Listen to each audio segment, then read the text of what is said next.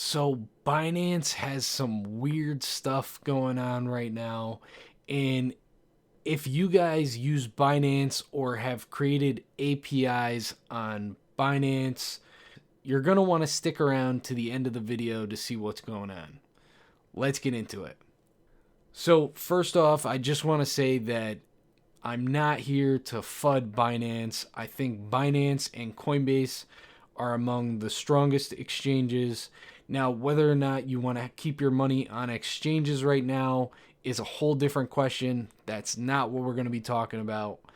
But what we're going to be talking about today is Binance's proof of reserves and what numbers came up out of those, as well as a weird situation with APIs that is going on in Binance. So yeah, we're going to start off with the proof of reserves. I got an article pulled up here.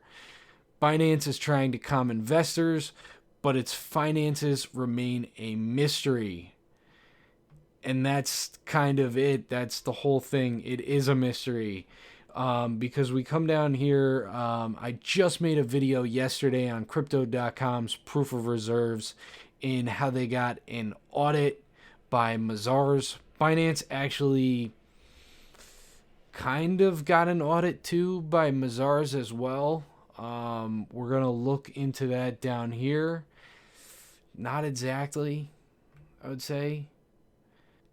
So the first thing I want to get into is Binance said a little while ago, when we say proof of reserves, we are specifically referring to those assets that we hold in custody for users.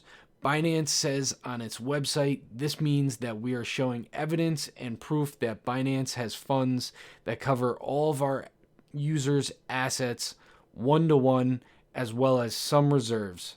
And it does say that on their website. If you come over to their website, it says that down here in this paragraph on proof of reserves and what those mean.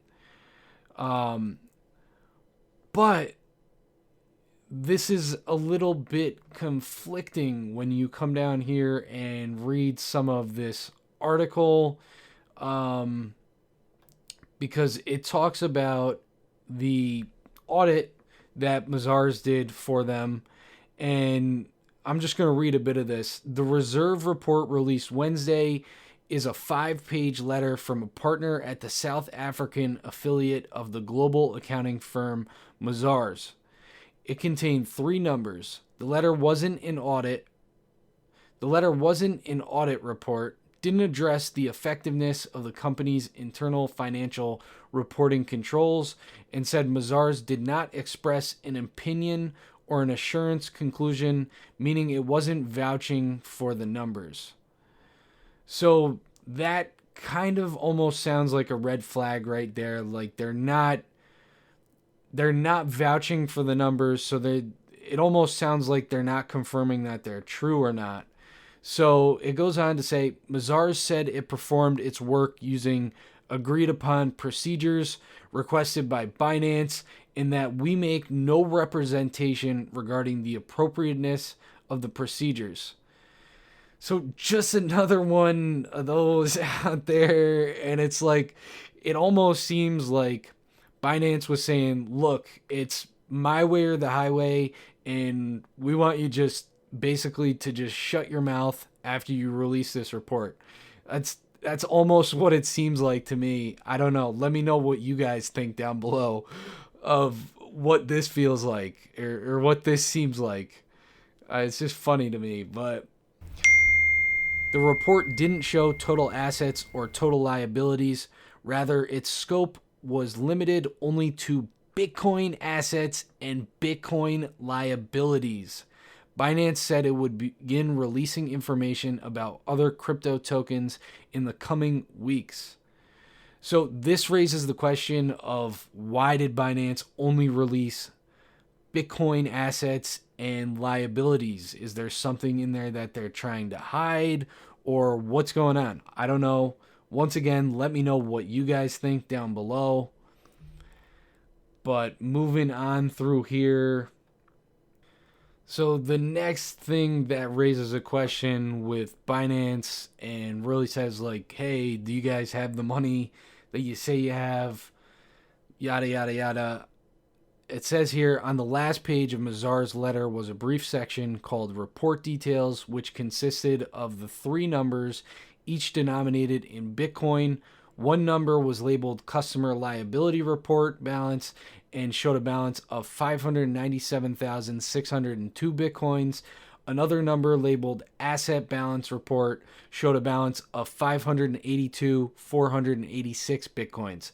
So as you can see, there's a significant difference in the numbers here, and Bitcoin is worth around $17,000. So we're talking about a lot of money. It goes down here and it tells you approximately how much that is. The upshot is that the total Bitcoin liabilities stated in the Mazar's letter were 3% greater than the Bitcoin assets that were included within the scope of the report as of the reporting date, which was November 22nd. In other words, Binance didn't meet its 1-to-1 ratio of reserves to customer assets, raising a flag there. Why is it not 1-to-1? We just saw on their proof of reserves page on their website that it's supposed to be 1-to-1. That's what this thing means in US dollar terms. Based on Bitcoin's price at the time, the liabilities would have been about $9.68 billion, while the assets would have been $9.43 billion, or about $245 million smaller, according to the calculations by Wall Street Journal.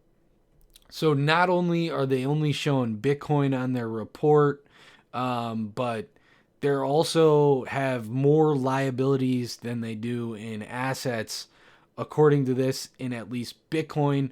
So it does just give you guys kind of something to think about. Like I said in the beginning, Binance and Coinbase seem to be those exchanges that might make it through this great time despite whatever news. There's a lot of fingers being pointed right now at every which person and exchange and everything with what's going on with FTX. So the third number that was given painted a different picture. The number was labeled net liability balance, excluding in-scope assets lent to customers, and showed a liability figure that had been adjusted downward by about 21,000, almost 22,000 Bitcoins to 575,742 Bitcoins. Binance noted that it lets customers borrow crypto assets through loans or margin accounts. On this adjusted basis, the Mazars report showed the liabilities were 1% less than the assets, leading Mazars to state that Binance was 101% collateralized.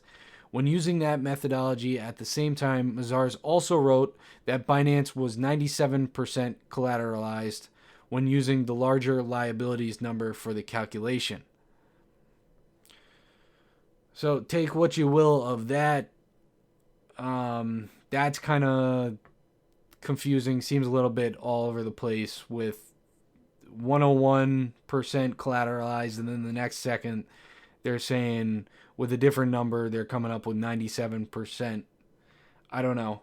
But Binance spokeswoman Jessica Young, probably how you pronounce her name, said the difference of 21,860 Bitcoins was made up of BTC loans made to customers through the Binance loan program, and that the collateral for said loans are not in BTC but in other currencies. If Binance hadn't provided these Bitcoin loans, she said, then we would be 101% collateralized. The reasons for the adjustment appear to be tied to the scope of the Mazars report, which focused only on Bitcoin, so it didn't count collateral in other currencies. So, I mean, with that being said, that would make a lot of sense if that was the reason behind why those Bitcoins were not accounted for.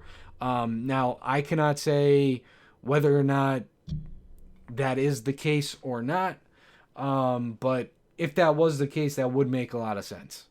So they did also mention their emergency insurance fund and that they just topped it off with $1 billion. Now, with that being said, that is a mixture of two tokens, and one of those is Binance USD, which is their stable coin that should be pegged to $1, as well as BNB. So that will fluctuate a bit with the markets.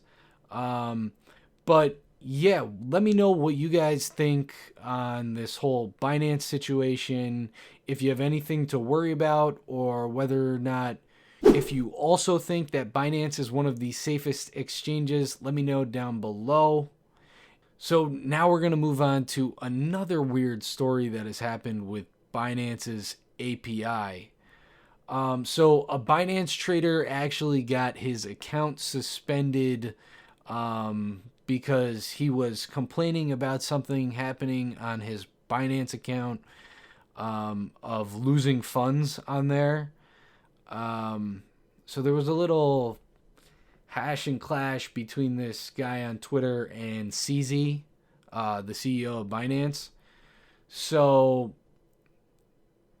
it says here, crypto exchange Binance closed a trader account on December 9th after user complained about the exchange's response for alleged funds theft. Binance CEO CZ Zhao said the firm does not want to service unreasonable clients. Username by the name of CoinMamba on Twitter started complaining about the lost funds on December 8th, claiming that a leaked API key tied to crypto trading firm 3 was used to make trades on low cap coins to push the price to make profit. So this is what I was talking about in the beginning. 3 is a bot that you can use for trading, and so this guy CoinMamba on Twitter, he was saying that he thinks that his API was leaked somehow, and he wanted Binance to basically replace his funds that he had lost from the theft of this. And CZ responded that, Mamba, there is almost no way for us to be sure users didn't steal their own API keys. The trades were done using API keys you created. Otherwise, we will just be paying for users to lose their API keys. Hope you understand. So he's essentially telling CoinMamba that he stole his own keys. Now, whether or not this is true or not, I'm not entirely sure. But what I can say is CoinMamba has a pretty decent following on Twitter, and I'm not sure why he would do something like this, because that would, if it ever came out that he did do something like that, then it would basically just jeopardize his reputation. So yeah, they actually thought about putting his account into withdrawal only mode, and CZ posted something on Twitter that got deleted, a tweet of that. But this is just saying, basically, if you guys are using 3 or another one that was linked in this article is Skyrex that they were looking at. So that's all for this video. If you guys like this content, make sure you guys smash that subscribe button, because I'm here almost every day keeping you guys up to date with the crypto news. And I'll see you guys in the next one. Thanks for watching. Peace.